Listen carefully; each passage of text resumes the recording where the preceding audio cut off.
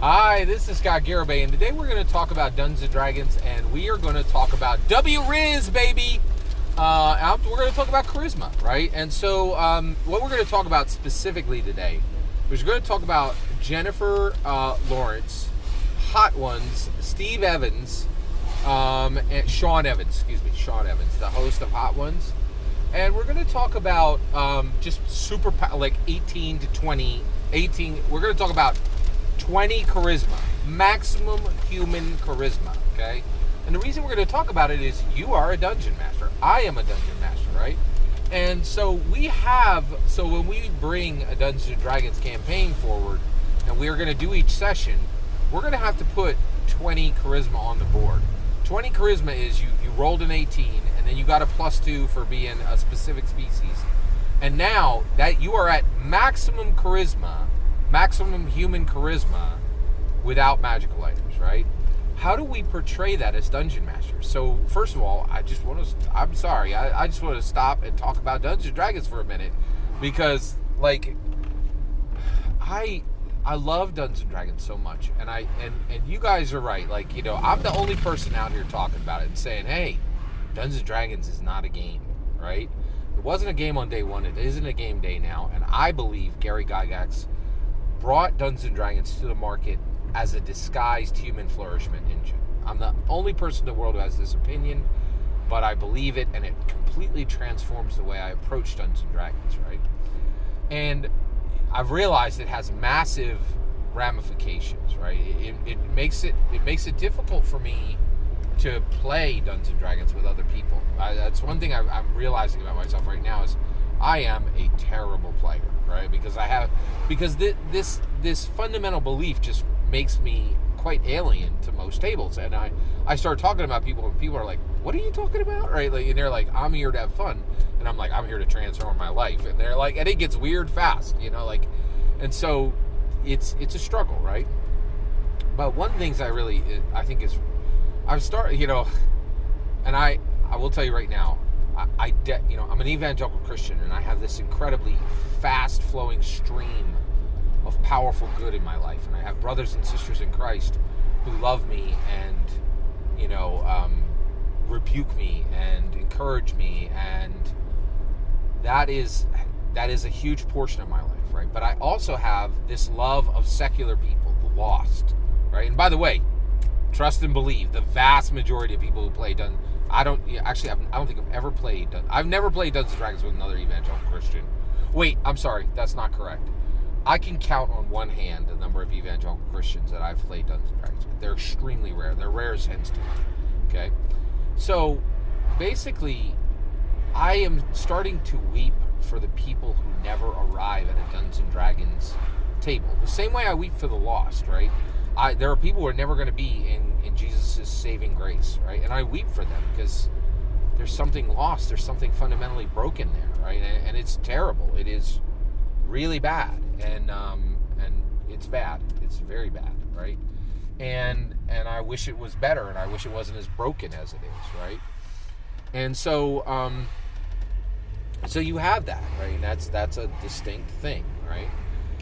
But I'm starting to weep for the people who never like reach the table. And one of the things is, like, think about how many people are like, oh, Dungeons & Dragons, that's kind of weird, and I have to act at the table. And you're like, yeah, you would have to act at the table, and you're not wrong. It's super weird, and it's really unlike anything you've ever done.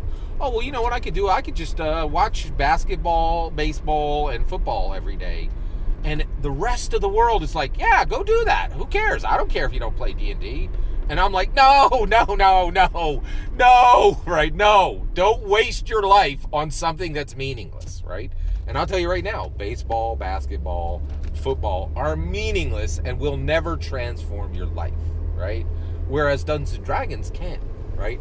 It is this abstract, formal experimentation engine that experiments with combat,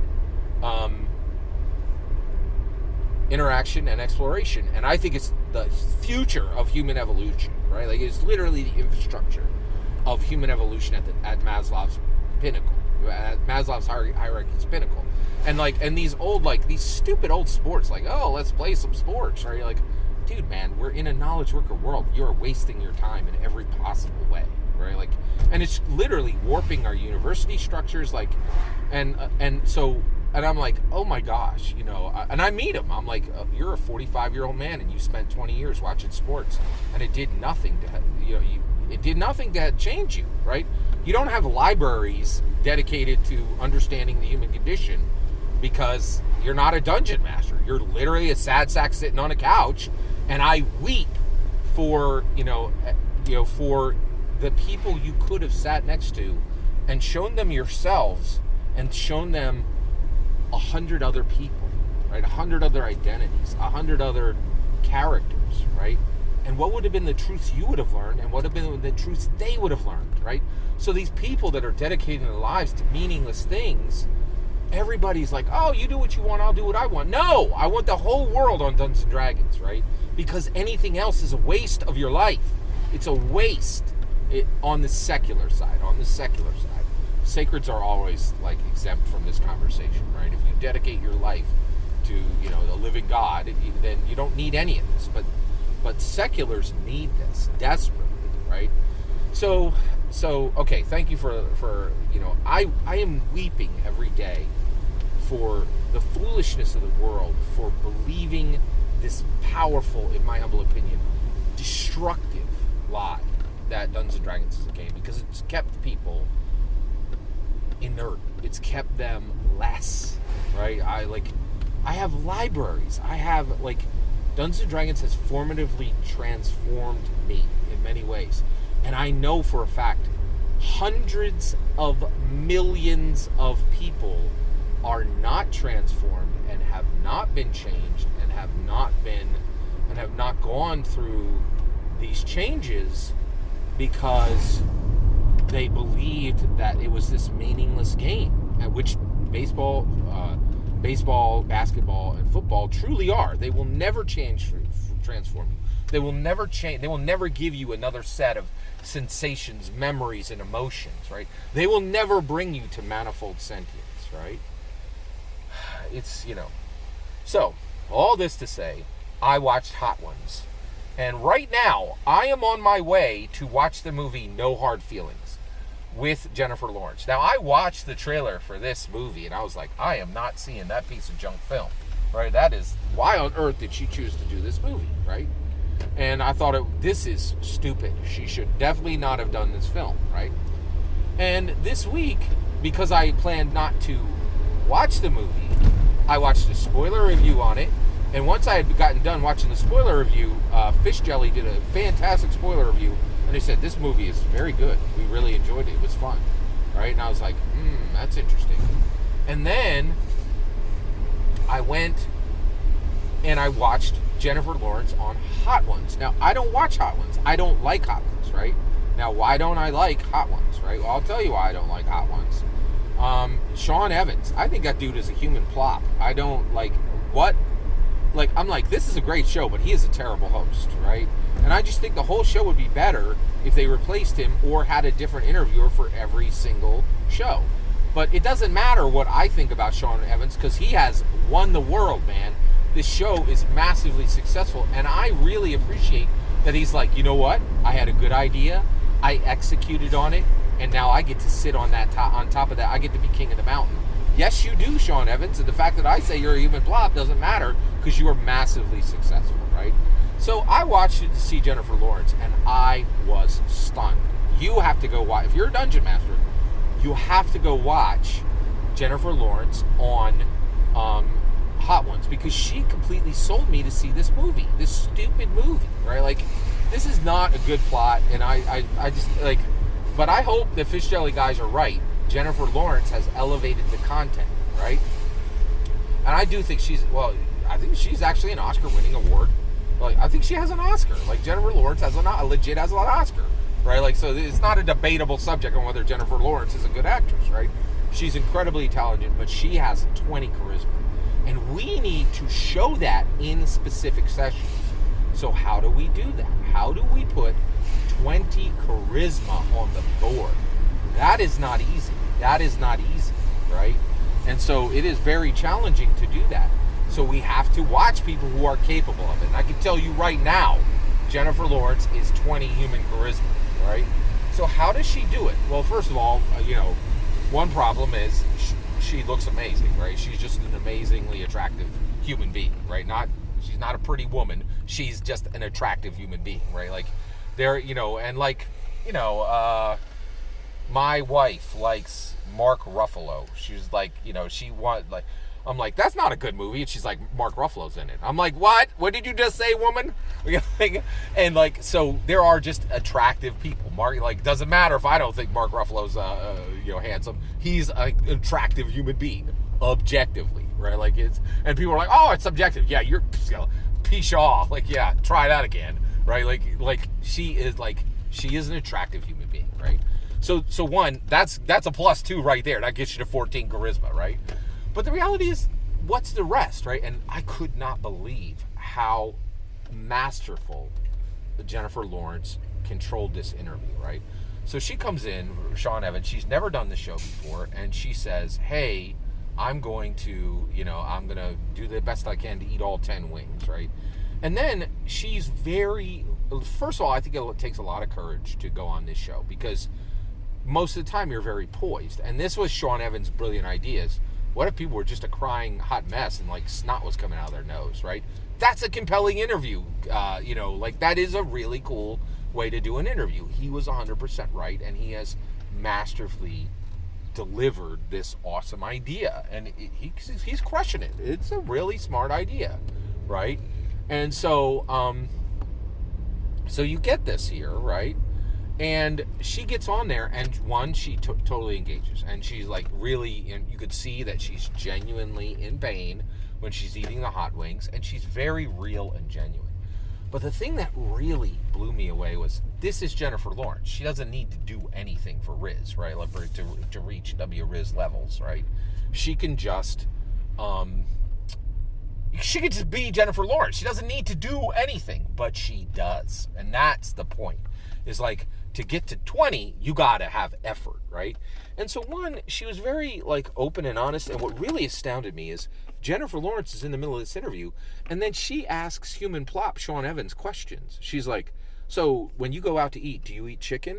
And he's like, no, I eat so much chicken on this show that I will never order chicken again, right? And I don't eat chicken at home. I get enough chicken here, and I know I'm coming back to eat more chicken, and I'm constantly eating chicken, so chicken is my job, and it's not something I enjoy. I don't eat it outside of the show. I enjoy it on the show, and it's an adventure, and I'm incredibly fortunate. And he was very thankful, right? And I was like, I'm watching an interview with Jennifer Lawrence. Why is this fool taking 1 minute at a time, right? And I'll tell you right now, Sean Evans, I think he is a human plop. He should not be a host. I really believe that with all my soul, right? But he's very smart, very, very smart. And one thing that really impressed me was she was doing what I do. I've mastered, I could talk to any human on the planet easily, right? All you have to do is ask people questions, right? And this is the hard part. You got to care about the answers. And you have to care about the person. And it was super clear that she was asking him questions to control the interview. Jennifer Lawrence has no interest in talking to Sean Evans, right? But she was saying, hey, I can be the regular Hollywood stump and talk about myself for 25 minutes.